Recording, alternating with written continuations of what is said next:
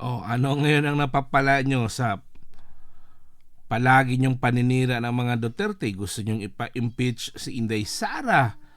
Gusto nyong pabagsakin ng mga Duterte? Pinakulong nyo si Tatay Digong. Oh, gusto nyo talagang pabagsakin na talagang gusto nyong alisin talaga dyan sa gobyerno ng mga Duterte. Pero nangyari ngayon, sobrang nakakahiya itong ginagawa nyo. Yun nga, feeling kayo pa yung mga galing. Mantakin nyo, 22 classroom lang yung natapos. Kayo yung naninira ng mga Duterte, 22 classroom lang yung natatapos. Samantalang yung sinisiraan nyo, si Tatay Digong, ilan? 23,359. Di nga kayo umabot ng 3%. Naku to mga taong to. O yan na yan. Yung saan na yung good governance? Saan na yun sila? Yung sa Congress. Oh. Yan yung pinagmamalaki nyo na sobrang galing kayo. Oh, tingnan nyo anong nangyari. 22 classroom lang. Ano ba yan? Bakit yan ang nangyari? Oh.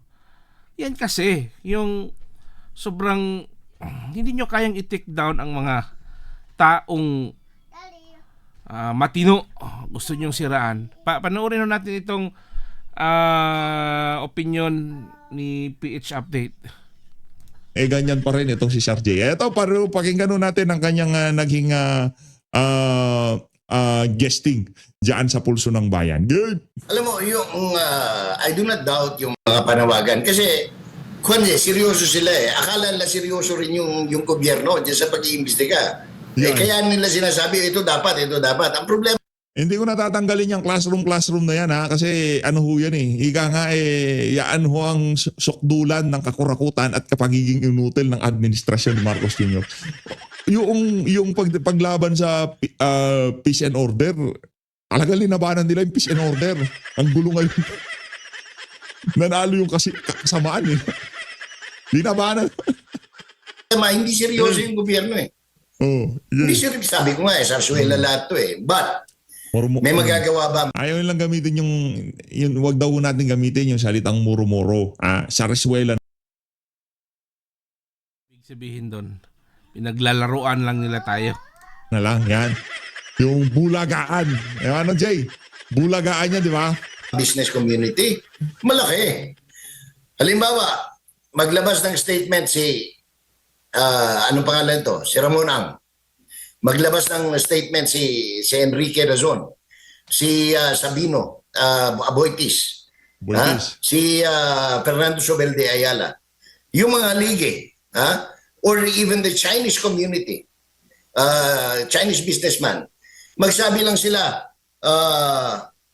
tama na, hindi na namin kaya. Hindi na pwede. You have to either do it right or hang yourself. Pag sinabi lang ganon, yun ang talagang dahil pa ang magnitude 12 yan na lindol. Kaya sabi mo may magagawa, malaki.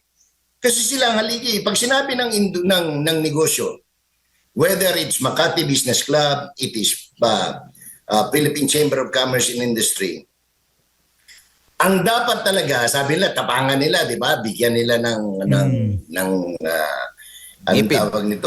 Ngipin. Ngipin. Yan ang hamon natin sa business sector.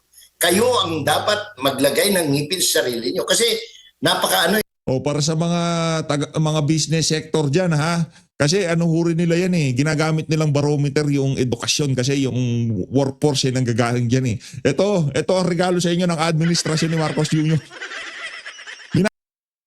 Kaya nga sa pag gumagawa tayo ng budget, ang number one talagang prioritize is yung education.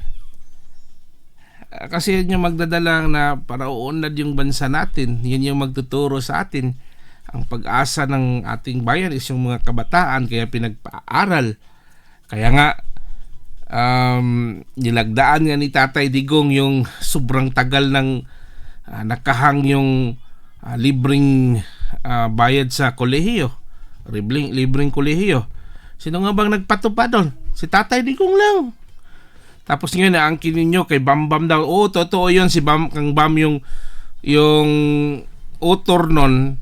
Pero ilang termino siyang naging senador. Naging presidente yung uncle niya, di ba? May nangyari ba doon sa libreng tuition sa kolehiyo? Wala. Tapos anuhin nyo. Dito, balik tayo dito sa So yan, dapat unahin nga yung edukasyon natin, pero anong ginagawa nitong pangbababoy nila, di ba? Ito na mismo ito na yung lumalabas na natural. Yung mga Duterte hindi naninira sa inyo, pero lumalabas itong mga resulta sa mga pinaggagawa nyo. Yan yung napapala. 22. My goodness. Ilang milyon yung budget nyo dyan. Tapos yun pa, ito sa flood control. Ang kinasuhan si Bongo.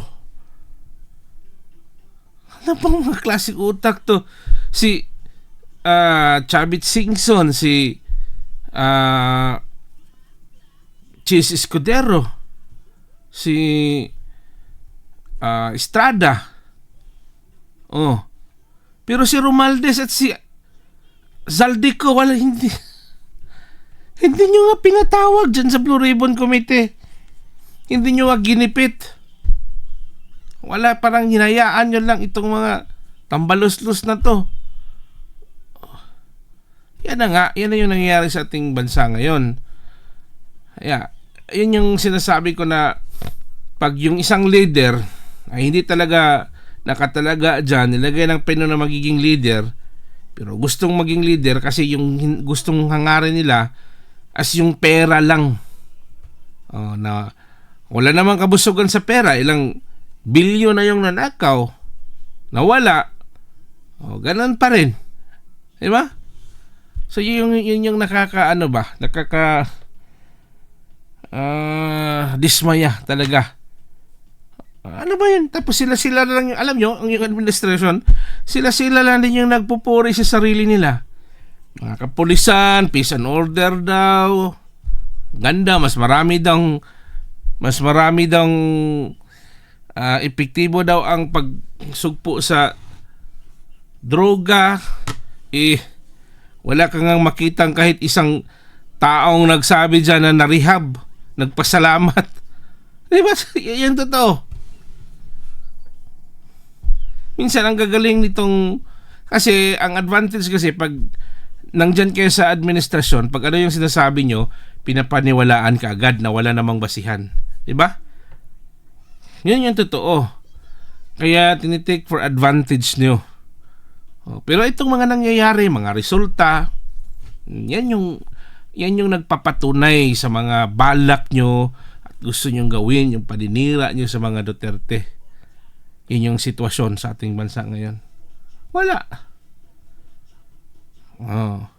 Saan na yung mga dyan? Mga bangag supporters at mga tambalos supporters.